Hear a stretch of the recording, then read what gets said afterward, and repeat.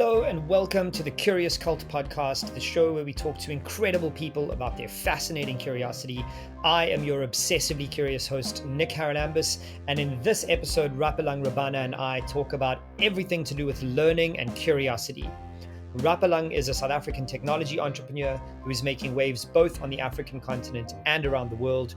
She established her reputation in the tech sector as the co-founder of Yago Communications, a company that gained international recognition for its pioneering innovations in mobile VoIP and IP communication. Today, Rapelang is the innovative founder behind Reignite Learning, a company looking to improve education in Africa by turning people's compulsions to check their phones into an opportunity to learn. Rapelang is a global shaper of the World Economic Forum, was chosen by Forbes as one of Africa's best young entrepreneurs, and was listed on the O Power list by the Oprah magazine. Rapelang, welcome to the show. Thank you, Nick. So good to connect with you after so long. I know. So before we dive into my standard questions, I want you to tell my listeners what you do at Reignite Learning. Tell me a little bit about the business. Sure. So Reignite Learning is my dream to sort of figure out how we use technology to capacitate people and transfer knowledge more effectively. I think for me, when I look at the trend for Africa's potential, if you don't figure that out, we're going to sort of be hamstrung. So the kind of work that we do at the moment is using mobile apps that do personalized, bite-sized or micro-learning, and companies typically use it for sales or compliance or digital skill stuff. And it's just so much easier to consume and assimilate that information. I've seen some really cool case studies. One of our banking clients managed to improve the regulator's exam pass rate by over 30% using our methodology, which was a massive leap for them. And we also do some work with a couple of universities, and in there we focused a lot on English proficiency because so many learners are arriving at university with less than grade 12 English, which makes it pretty hard to do well in your degree. So we have like a bridging course called Rekindle English that they do in conjunction with our business communication or professional communication course in first year. So that covers all the kind of stuff you should have done in high school but often have not. And around that, there's sort of some services and consulting support we provide. Because of my expertise in digital, I'll do a lot around digital skills thinking and mapping and competency frameworks and stuff like that. And we'll also do a lot of enabling support for our clients because they may not have capacity. We can develop some content for them or do a whole change management project and stuff like that.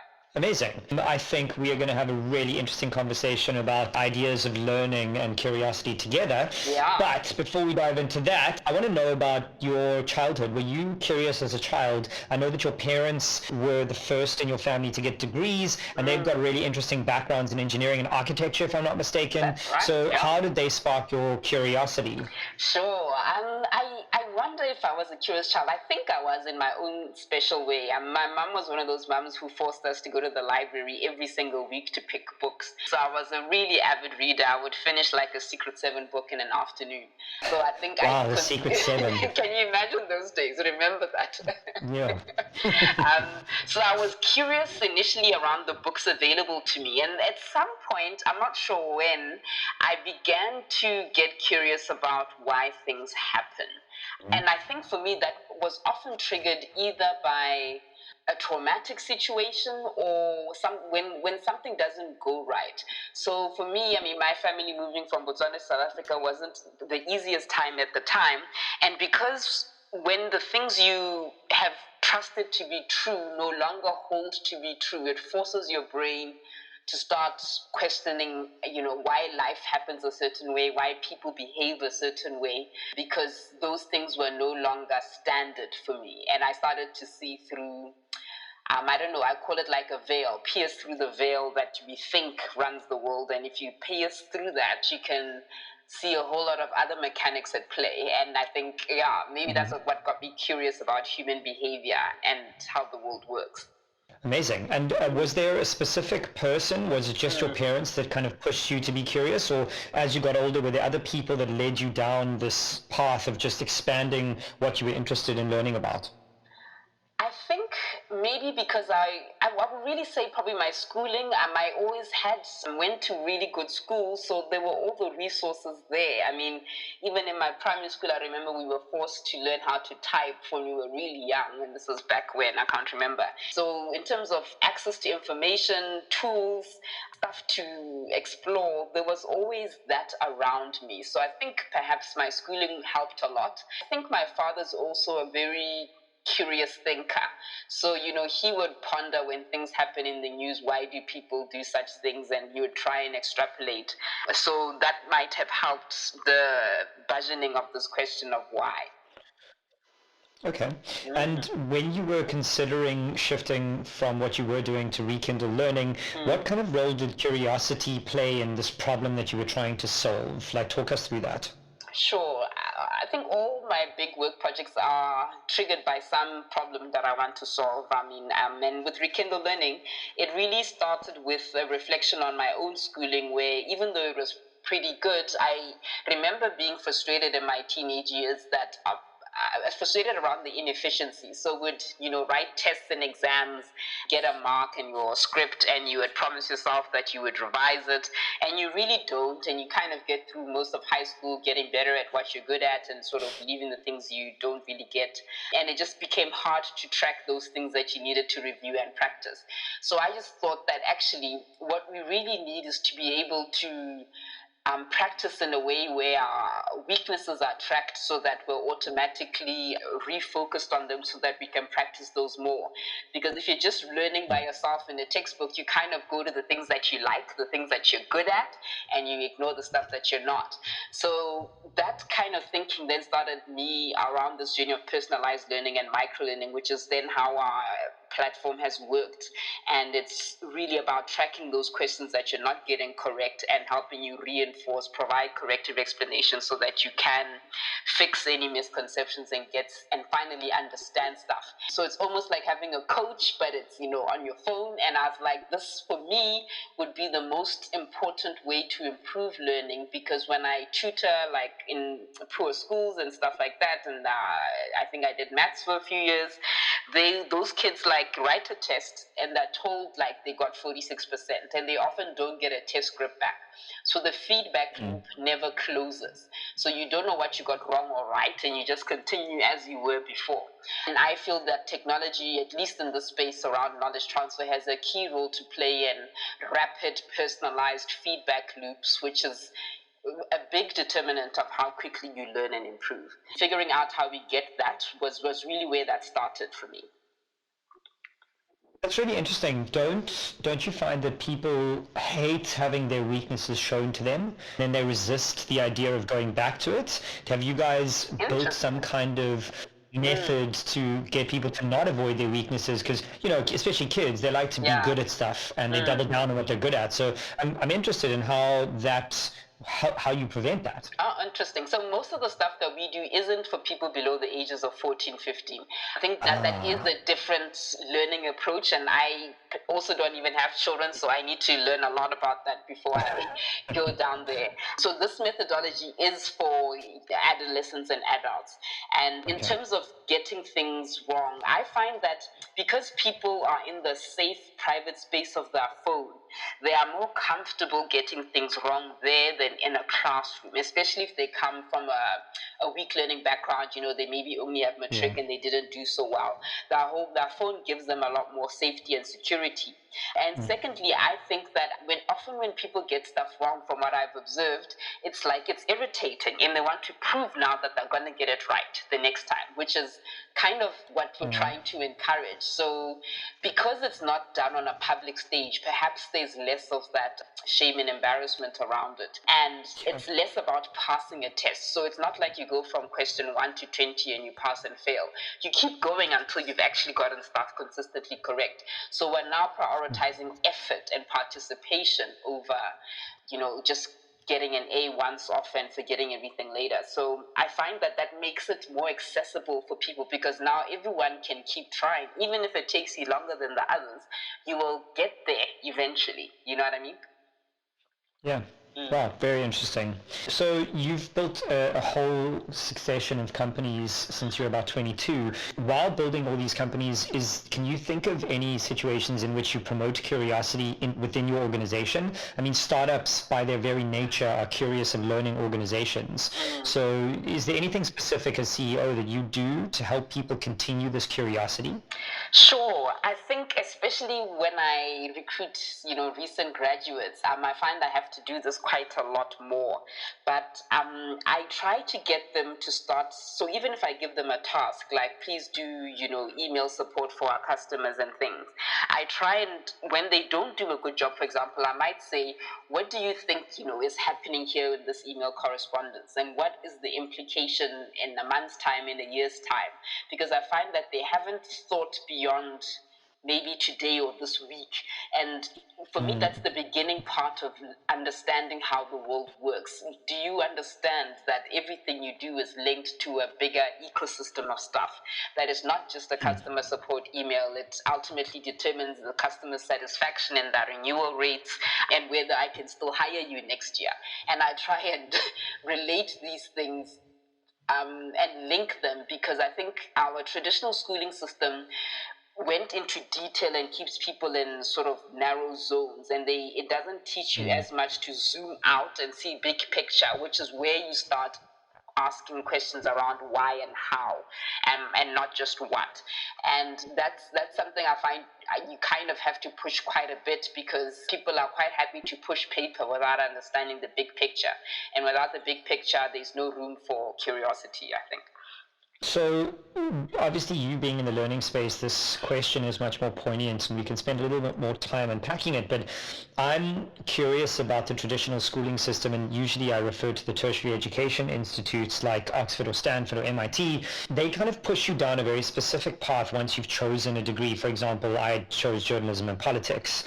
Anything that was business or entrepreneurial I had to do on my own steam, and I'm thinking more along the lines of Steve Jobs here when he attended classes without really being enrolled in a class. He just went and followed his curiosity. Famously, we all know the story. So what's your opinion on the traditional schooling and tertiary education systems and whether they are fit for the future world that we're preparing for? I have actually been doing quite a lot of thinking and research around the space, and I do a talk around how we develop people for the future. And one of my sort of starting points is that our education system, even in up to corporate training levels and things, focuses extensively on the what you are taught. So even our learning outcomes and our CETA qualifications and all these other degrees, it's on the what you are taught. And a bigger part of learning is actually the how you are taught, because that's where you are going. If you start thinking about the how you are taught, you start thinking about what kind of experiences do I need to cultivate for someone to be able to learn something. And that's the only way, through experiences, that you can actually build behaviors, mindsets, values, and it's not in the what of the content. And my view is that unless we start becoming as proficient in the how of learning, we're not going to dramatically improve things. And what that means in terms of curiosity is that if people only learn something that they have some kind of emotional connection to, or my new book that I'm reading called How People Learn by Nick Shackleton Jones, he refers to they only learn and remember stuff they have an effective context to, or something like that. And that speaks to you only start to learn something once you care about it. And if someone doesn't care about something yet, you've got to give them an experience that makes them care, because it doesn't matter what content you throw at them. If you haven't done that moment of aha or that cracking of consciousness to make them aware that of why this is important or how it's important, learning doesn't really happen, and stuff. And most of the time, when we think of a great teacher, they often do that implicitly. They, maybe tell you a story or you do an experiment, but that kind of happens by accident. It's not like even at teacher education colleges, they are prescriptive about teaching you how you trigger learning moments and how you create learning experiences. They are much more prescriptive around what you must teach. the how is going to be a big part of opening up consciousness, because unless you've triggered interest and emotional connection and effective context, learning doesn't begin. That's what's, I'm really curious about, that we need to make that as easily understandable and available to educators, coaches, managers, and companies, because that's how we're going to improve learning outcomes. Oh, that's so interesting. One of the books I read a while back is called Moonwalking with Einstein, about your memory, how to improve your memory. And one of the tricks that they teach you through the book that this journalist learns is to remember your most familiar early childhood home and put memories in places in the home as you walk through it. And then when you walk through the home again, you can recall memory more efficiently. And that's that emotional connection you're referring to. Yes. Oh, cool. Yeah. Cool, nice. It's a great segue into the idea of lifelong learning, and I've been saying for a while that there are very few excuses anymore for anyone who wants to learn anything. We've all got phones, we all have internet that's affordable, the entire world's information is in Wikipedia, but lifelong learning for the older people in our communities is kind of hard because they're resistant to new technology. So how, in your experience with your company, are you seeing older people take to the idea of learning through a mobile device? So I think, it's going, the mobile phone will facilitate a lot more of that learning and lifelong learning. And I say the same thing to people, and often people will be like, I want to build a tech business, but I don't know how to code, and less than 30 years old. I'm like, then go and learn how to code. Like, you're young. My goodness. You can't be trying to hire a consultant to do this. So you go learn how to code. Yeah. For me, that's definitely a big belief. I do see, though, even through the current work that we're doing, that what we can typically, train and learn on the mobile phone is still based on the construct of transferring knowledge, which we can do efficiently now, but it's actually only one component of learning. And a lot more learning happens through experiences. So I'm actually quite excited in the growth of virtual reality and how well we'd be able to use that. So, typically, historically at least, virtual reality has been used more for technical training in mines and pilots and stuff like that.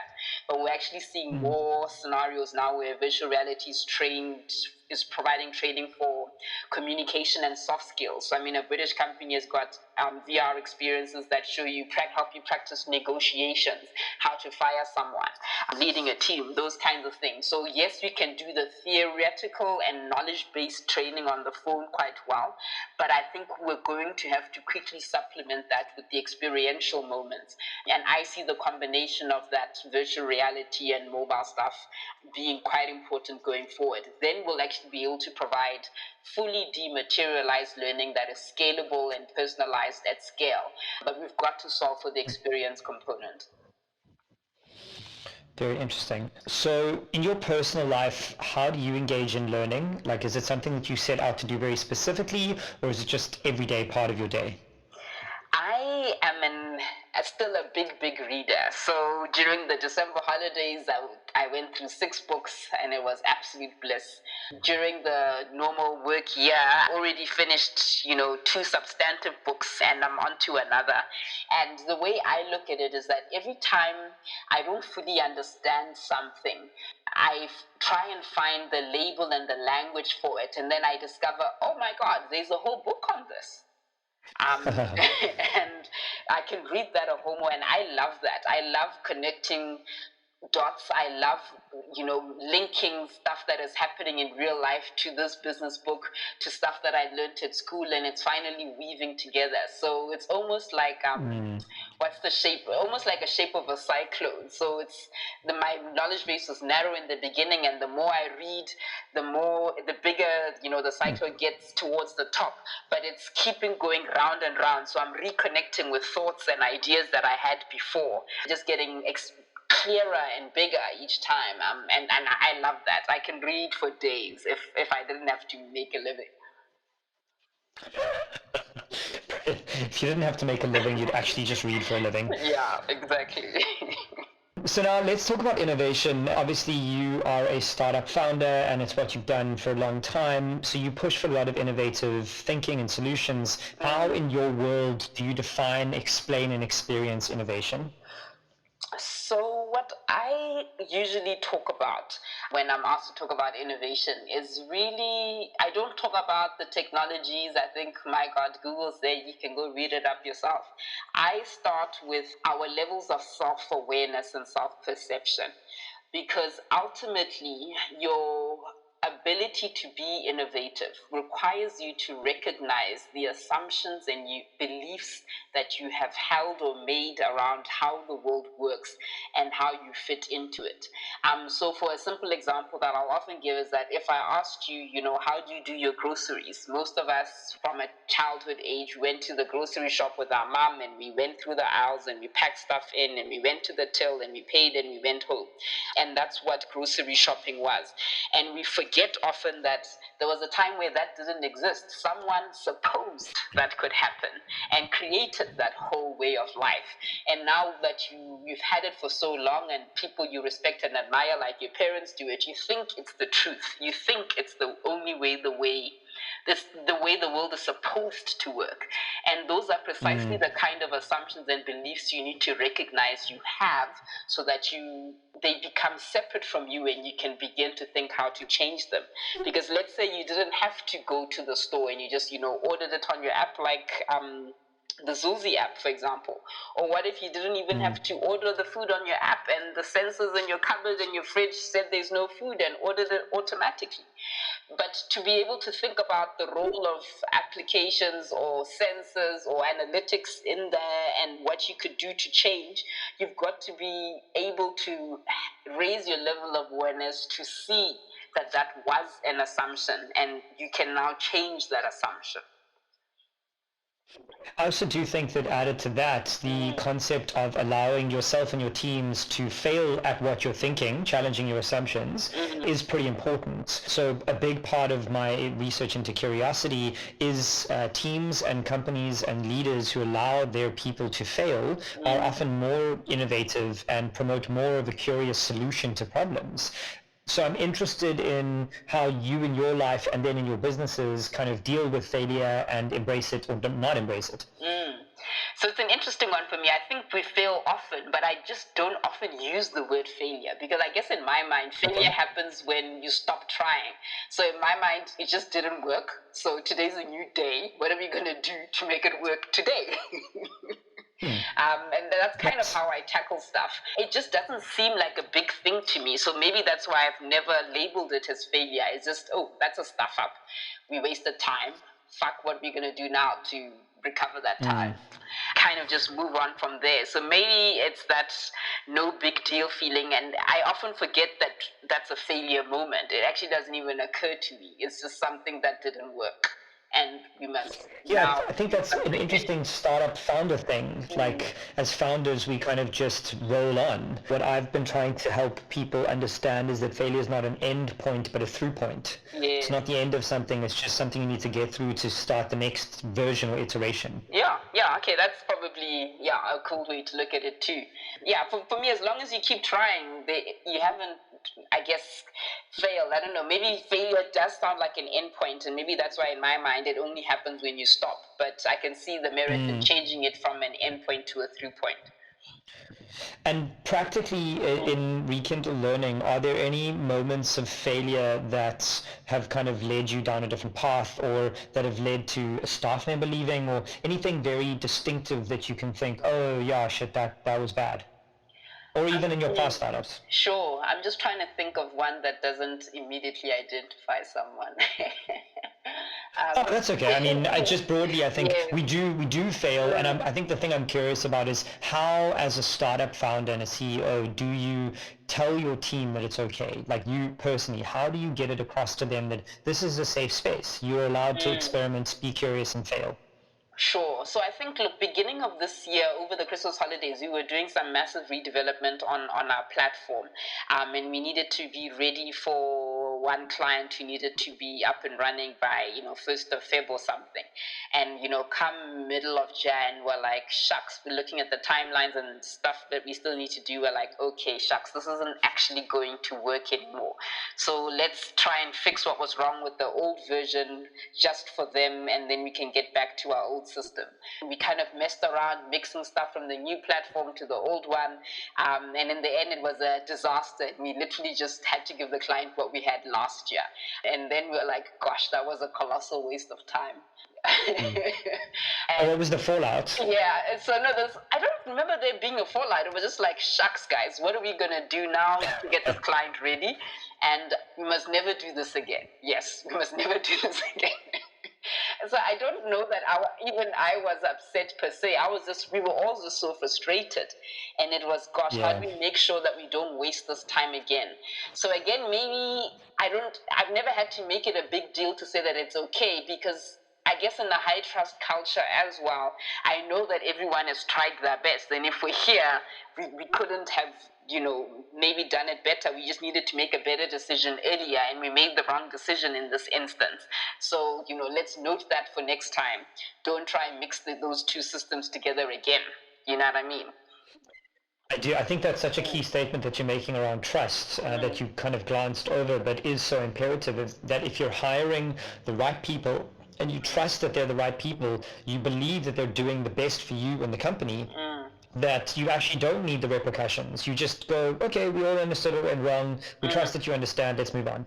Yeah, that is actually how I operate, I guess.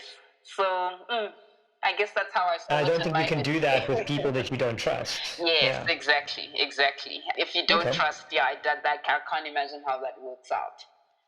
In the world of corporates, curiosity is not seen as the most efficient way to build change and be innovative. We've all, and I'm sure you've been part of them too, this what's called innovation theater at a corporate, where they look like they're being innovative, but actually they're not. Yeah. So I'm curious about your personal life. How do you give yourself time to wonder and think, about nothing or anything? Because we are in this world where every minute of a startup's life must be used efficiently, and I feel guilty when I watch Netflix. Do you give yourself time to not work and think and be free and go out? So I guess what I do in my life, I think I enjoy deep dinner conversations. So people that are also big thinkers and question why and don't accept the status quo and, really interrogate stuff. I really enjoy those kind of dinners, and that always helps trigger some new thinking.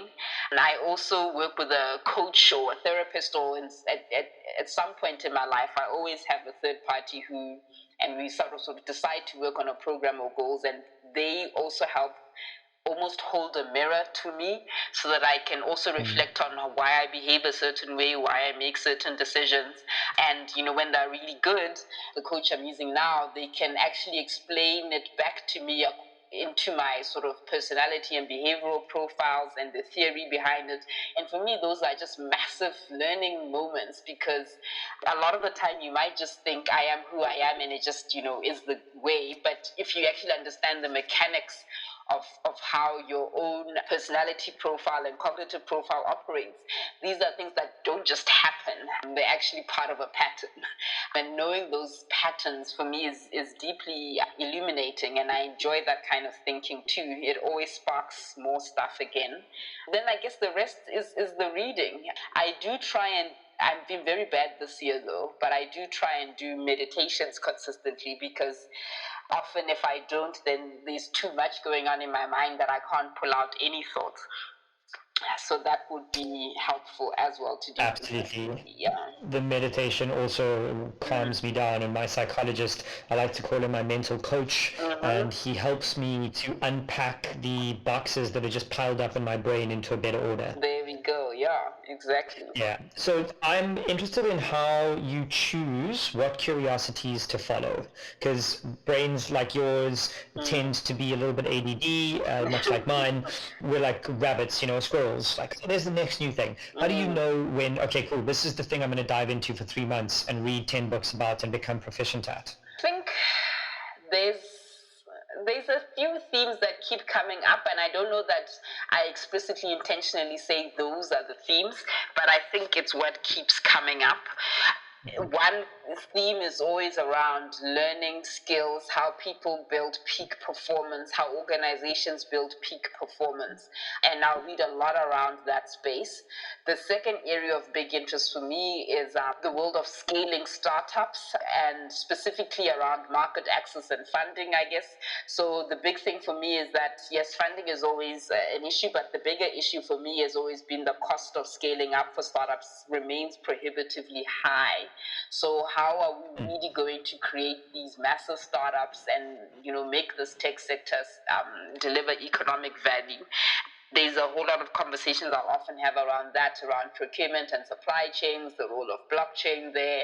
How do we reorganize buying power in economy so that our innovative startups can actually grow, which we're not seeing a lot of. I mean, there's lots of small companies, but there's actually a big McKinsey report that shows South Africa is, full of massive, massive organizations and lots of tiny ones, and very few in the middle.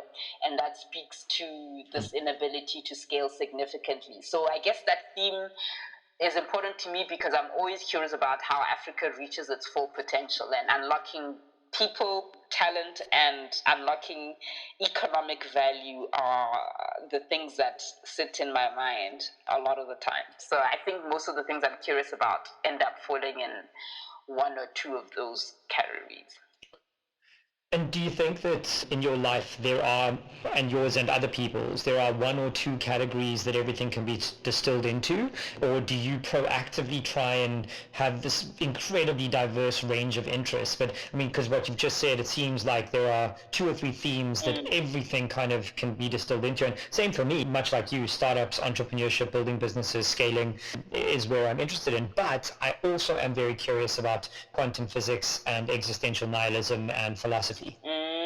So I think maybe I will say that it's probably those two big anchors, and then there'll be a superficial interest in many things. So I am interested in quantum physics, but I haven't read a book about it, which for me says it's still a superficial interest.